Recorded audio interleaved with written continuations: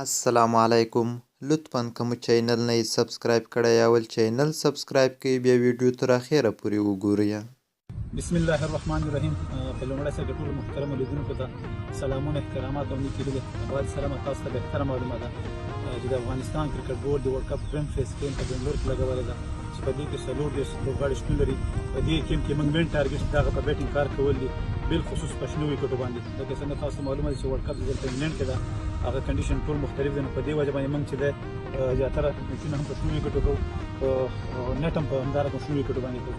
تر څو موږ کولی شو په بیټینګ کې موږ ډېر کار وکړو. په دې کې زیاتره ځوان کوم لوبغاړي چې دي خاص بازیکنان دي چې هغه دلته کوچینګ زده کړه وکړي. د افغانستان آینده هم ده او انشاءالله موږ هم دا کوشش ده چې موږ په بیټینګ بس کې ډېر کار هم وکړو. نو د ورلډ کپ نه مخکې هم ډېر زیات میچونه دي چې په فبروري کې ایرلنډ سره میچونه دي، هغه نه بعد نور میچونه هم شته. تر څو کولی شو موږ د ورلډ کپ لپاره یو بهترین ټیم جوړ کړو چې هغه فارم کې ریډن کې او ښه فټ انشاءالله. نو تاسو موږ ته همیشه دعاګانې کړي دي، موږ ته خپل دعاګانې که مه هېروئ.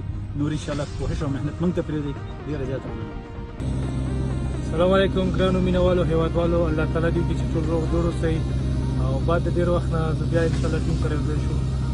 د 40 کسانو کیمپ دلته په بنګلور کې د افغانستان د کرکټ بورډ لخوا نه لګول شوی دی چې انشاءالله په دغه کیمپ کې به موږ خپل بالران بیټسمینان دي خپل سکل امپروف کوي تر څو کولی شو د روان ورلډ کپ چې په انګلند کې دی مې میاشت کې په خیر هغې لپاره یو ښه مضبوط ټیم جوړ شي.